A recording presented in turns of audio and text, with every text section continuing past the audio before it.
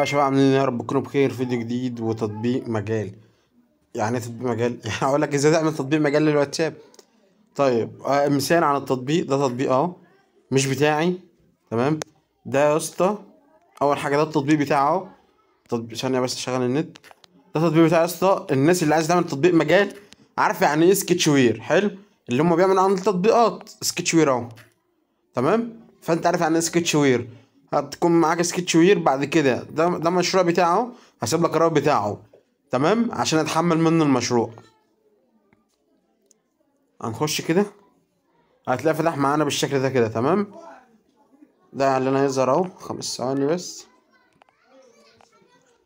هتسجل وكل حاجة. هتلاقي بص، هتدوس على شاهد المزيد اللي هي التانية، وبعد كده هتلاقي البرنامج اهو. هتخش عليه وما لقيتوش تكتب برنامج، تكتب باء، وهتلاقيه ظهر معاك عادي. تمام. هتدوس تحميل وهيتحمل معاك. تمام. بعد ما يتحمل هتلاقيه جوه في سكتش وير.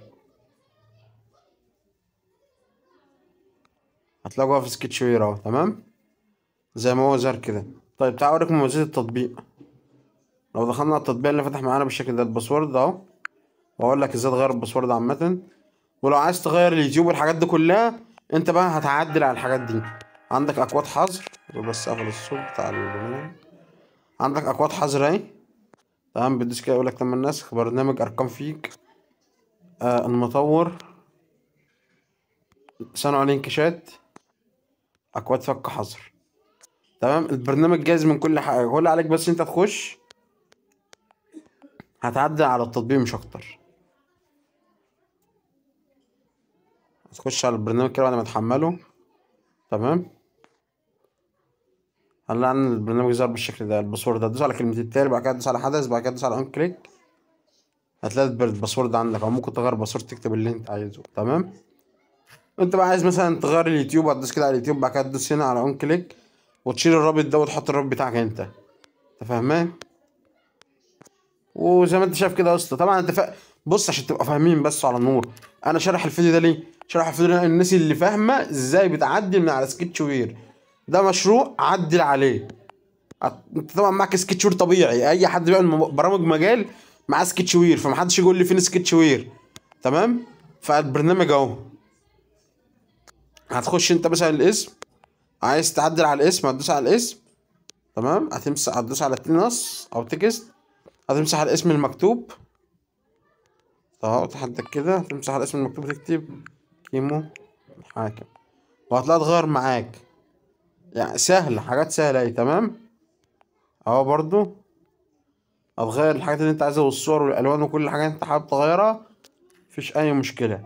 هسيب لك رابط التطبيق ده في الوصف، ورابط سكتش وير كمان. حمل التطبيق. بعد ما تحمل التطبيق هتخش تسجل عليه. بعد ما تسجل عليه زي ما قلت لك، هيفتح معانا كده. هتدوس على شاهد المزيد، بعد كده تكتب حرف الباء في البحث، هتلاقي التطبيق ظهر لك اهو. هتدوس تحميل. تمام. بص، ما انا معاك اهو. هتدوس تحميل. هنصبر. وساعات كده بيطول، معلش على حسب النت اللي معاك. هو ساعات المشروع ممكن يكون حجمه كبير شويه، فاحنا هنصبر. انا عامه النور عندي قطع، فالشبكه عندي زي الزفت اصلا، زي ما انت شايفين.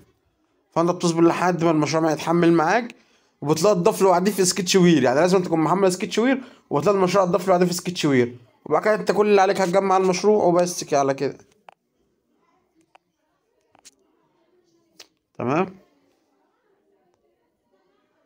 بيتحمل معانا اهو، بس انا النت زي ما قلت لكم عندي تعبان. طيب انا اضطر ان انا اوقف، عشان لو على النت كده مش هنخلص. بس يا اسطى بتدوس تحميل كده وبيتحمل معاك، وبعد كده بتنفذ سكتش وير. تمام. وبتلاقي زي ما قلت لك التطبيق زي كده. فانت شوف يا اسطى الدنيا ماشيه ازاي، وشوف اكتب في الكومنتات عايز ايه جديد. ومع السلامه.